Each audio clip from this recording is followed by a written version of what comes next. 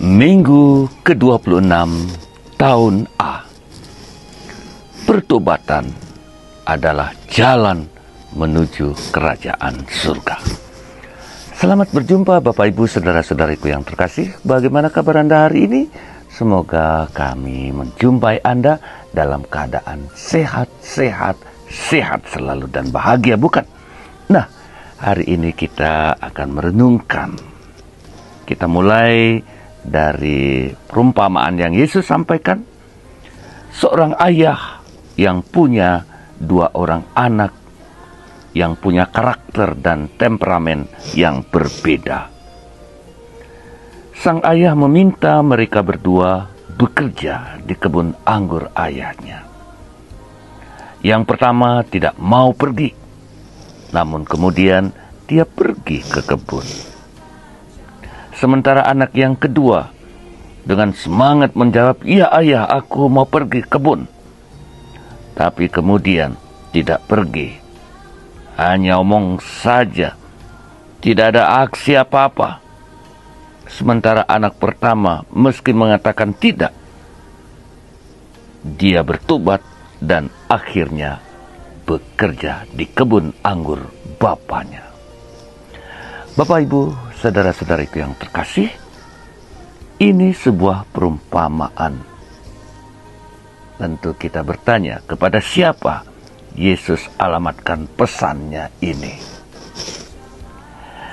Dengan bertanya kepada imam-imam besar dan tua-tua umat, siapakah dari kedua anak ini yang melaksanakan kehendak bapaknya?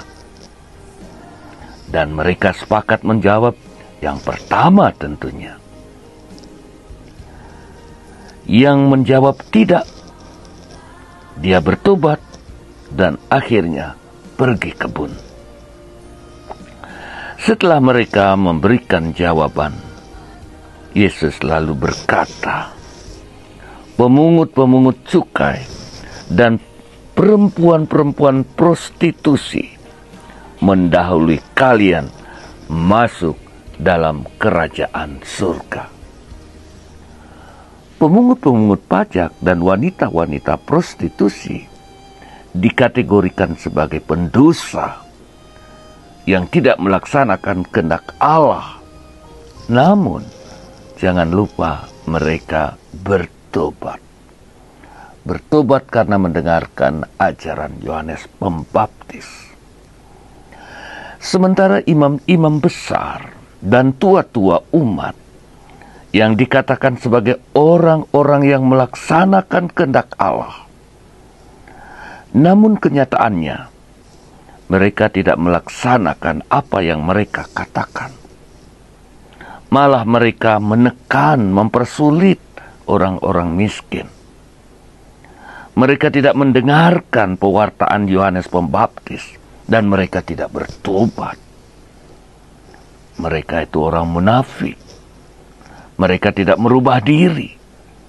Mereka omong kosong, omong doang. Mereka bagaikan kuburan. Di luarnya dibangun begitu indah. Isinya apa? Tulang belulang. Melalui perumpamaan ini Yesus menegur kaum imam besar dan tua-tua umat supaya mereka bertobat. Dan bagi kita sekarang, apa makna pengajaran Yesus ini? Bapak Ibu, saudara-saudariku yang terkasih, Yesus mengundang kita untuk memeriksa diri secara mendalam. Sebagai umat Kristiani, kita adalah pengikut Kristus, murid Kristus, yang tentunya kita dianggap pelaksana kehendak Allah. Karena mengikuti Kristus, mengikuti kehendak Allah. Mari kita merefleksikan lebih jauh lagi. Kita merayakan Ekaristi. Kita menerima sakramen-sakramen. Kita mengungkapkan iman kita. Mendengarkan firman Allah. Menjadikan firman Allah pedoman dalam hidup kita sebagai orang Kristiani. Secara lahiriah kita melaksanakan kehendak Bapa. Secara lahiriah kita melaksanakan peribadatan kita dengan begitu indah. Semoga hati kita juga indah mengungkapkan dan melaksanakannya. Paulus dalam suratnya kepada jemaat di Filipi menasihati, hendaklah di antara kalian memiliki hati seperti Kristus, yakni berbelas kasih, rendah hati, melalui ketaatan kepada kehendak Allah. Dan orientasi hidup Yesus harus menjadi orientasi hidup kita. Nah, Bapak Ibu saudara-saudariku yang terkasih, panggilan kita sebagai umat Kristiani adalah panggilan untuk mengasihi.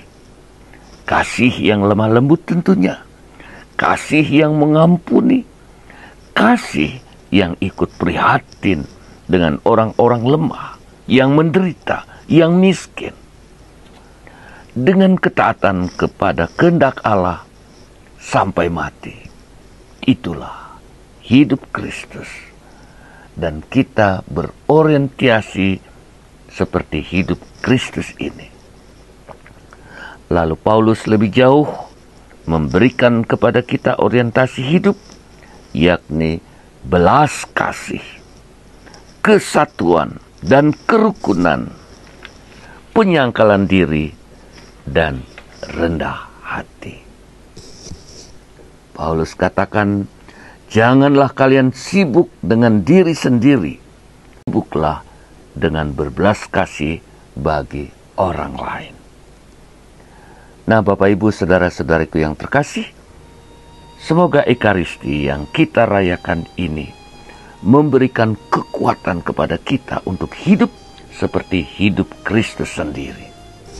Meski dia Allah, namun dia merendahkan diri untuk menyelamatkan begitu banyak orang. Selamat merayakan Ekaristi.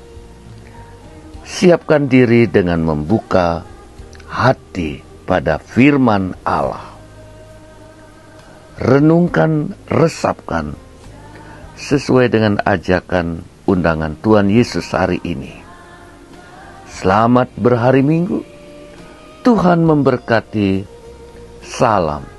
Saya Romo Agus Inyoman Murtika SPD, Domus Batu. Terima kasih.